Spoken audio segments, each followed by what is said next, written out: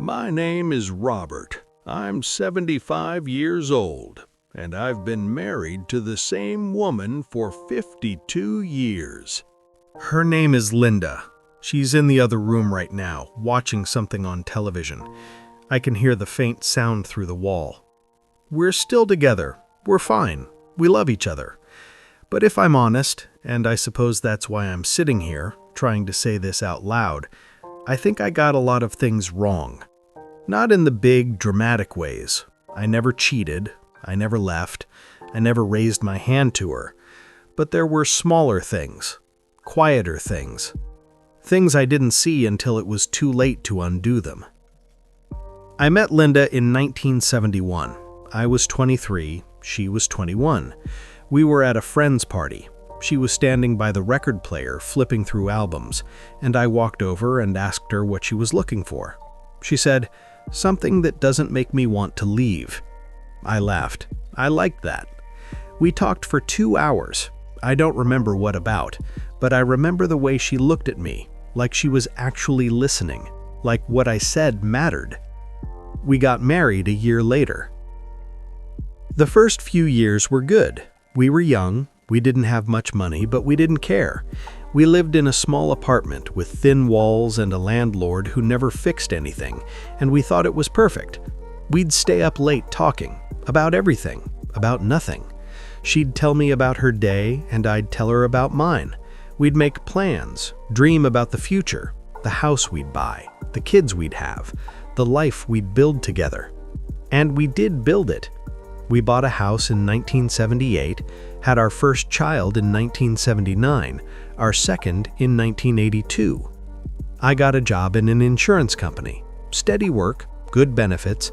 It wasn't exciting, but it was stable. Linda stayed home with the kids. That's what people did then. It wasn't questioned. And somewhere in all of that, in the house and the job and the children and the bills, we stopped talking the way we used to. I didn't notice it at first. It wasn't sudden. It wasn't a fight or a decision. It was just gradual. We'd sit down for dinner and we'd talk about the kids, about what needed to be fixed in the house, about the schedule for the week. But we stopped talking about us, about what we wanted, what we felt, what we were afraid of.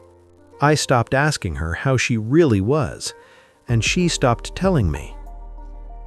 There was a night, I think it was 1985, maybe 86, when I came home late from work. I'd been in a meeting that ran long.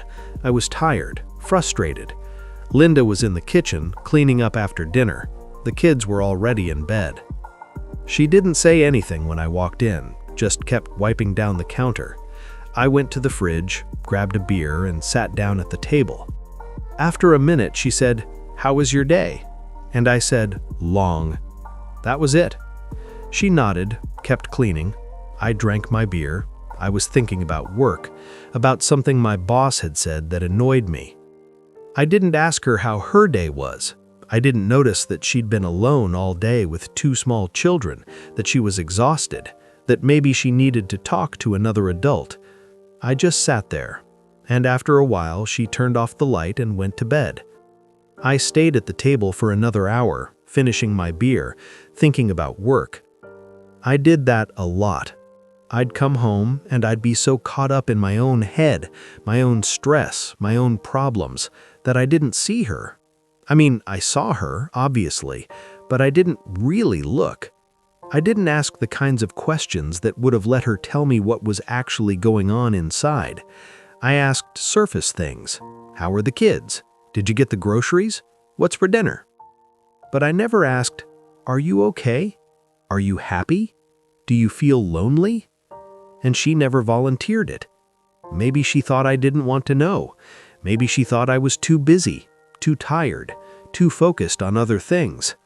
Maybe she was right. The years went by. The kids got older, started school, made friends, had their own lives. Linda joined a book club, started volunteering at the library. I got promoted, started traveling more for work. We were busy, we were functioning, but we were living parallel lives. We were in the same house, sleeping in the same bed, but we weren't really together, not in the way we used to be. There was a moment in 1993 that I think about sometimes. We were sitting in the living room. The kids were at friends' houses. It was just the two of us. Linda was reading. I was watching television. And out of nowhere, she said, "Do you ever think about what we wanted when we were young?" I looked over at her. She wasn't looking at me. She was still holding her book, but her eyes weren't moving across the page. I said, "What do you mean?" She said, "I don't know.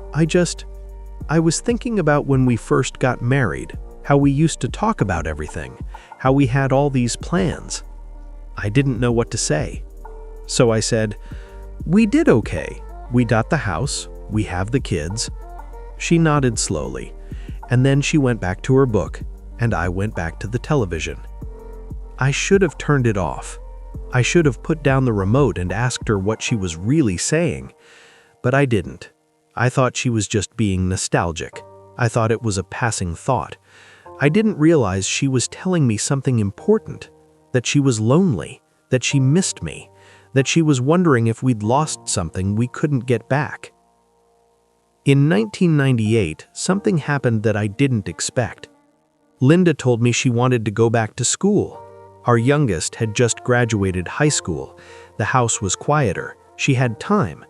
She said she'd always wanted to finish her degree. She'd dropped out when we got married, and she wanted to go back.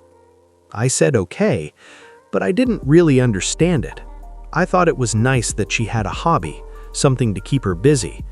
I didn't realize it was more than that she was trying to find herself again, to remember who she was before she became a wife and a mother. She started taking classes at the community college, 2 nights a week. And I noticed that on those nights when she came home, she seemed different. Not happy exactly, but lighter, more alive. She'd talk about what she was learning, about the people in her classes, about ideas she'd never thought about before. And I'd listen, sort of, but mostly I was thinking about other things: work, the lawn that needed mowing, the noise the car was making. I didn't ask her the deeper questions, like why this mattered to her so much, what it felt like to be learning again, if she was proud of herself. I just let her talk, and then I'd nod and go back to whatever I was doing. She graduated in 2001. It took her 3 years. She was 51 years old. She was so proud. I could see it in her face. We had a small celebration, just the two of us and the kids. She kept looking at her diploma like she couldn't believe it was real. And I was happy for her. I was. But I didn't tell her how much I admired her, how impressed I thought it was that she'd stuck with it, how brave I thought it was to start something new at that age. I just said, "Good job." And then we moved on. I think that's one of the things I got wrong. I assumed she knew how I felt. I assumed that love was enough, that being there was enough. I didn't realize that she needed to hear it, that she needed me to see her, to acknowledge her, to tell her out loud that I noticed what she was doing and that it mattered. There was a period in the mid-2000s when things felt especially distant. The kids were grown and gone. It was just the two of us again. And I thought that would bring us closer, that we'd finally have time for each other. But it didn't work that way. We didn't know how to be alone together anymore. We'd sit at dinner, and the silence felt heavy. We'd watch television in the evenings, but we weren't really watching together. We were just there. I'd go to bed, and she'd stay up reading, or I'd fall asleep on the couch, and she'd cover me with a blanket and go to bed alone. We were polite, we were kind, but we weren't connected. One night, I woke up around 2 in the morning. Linda wasn't in bed.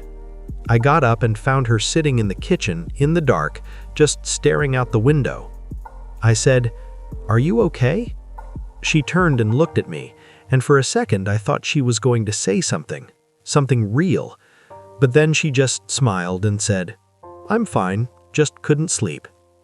I said, "Okay, don't stay up too late." And I went back to bed. I should have sat down with her. I should have turned the light and asked her what was wrong, really asked. I should have stayed there until she told me, but I didn't.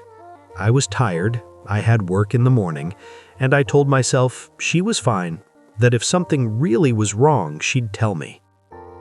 A few years ago, we were having dinner, and she said something that stayed with me. We were talking about our son. He'd just gotten divorced. It was messy, painful. Linda said, "I wonder if he felt the same way we did." I said, "What do you mean?" She said, "Alone, even when he wasn't." I put my fork down.